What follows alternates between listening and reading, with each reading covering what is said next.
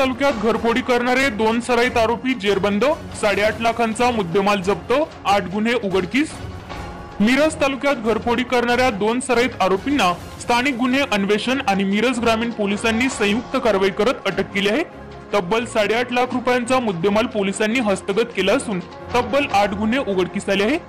याबाबत पोलिसांनी जितेंद्र उर्फ जिजा महिमान काळे, वय वर्ष 30, राहणार सावळी, तालुका मिरज, तायल उर्फ लेंग्या विश्वा काळे, वय वर्ष 20, राहणार शेखरवाडी फाटा, ऐतवडे बुद्रुक, तालुका वाळवा असे दोघांना पोलिसांनी ताब्यात घेतले।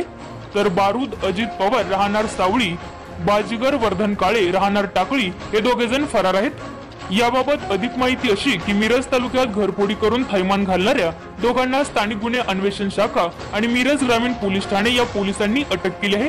खास बातमीदारामार्फत मिळालेल्या माहितीनुसार स्थानिक गुन्हे अन्वेषण शाखेकडील सहाय्यक पोलीस निरीक्षक नितीन सावंत व त्यांच्या पथकास माहिती मिळाली की घरफोडी करून त्यातील सोन्या चांदीचे दागिने विक्री करण्याच्या उद्देशाने मिरजेतील तासगाव फाटा या ठिकाणी दोघे जण येत असल्याची माहिती पोलिसांना मिळाली।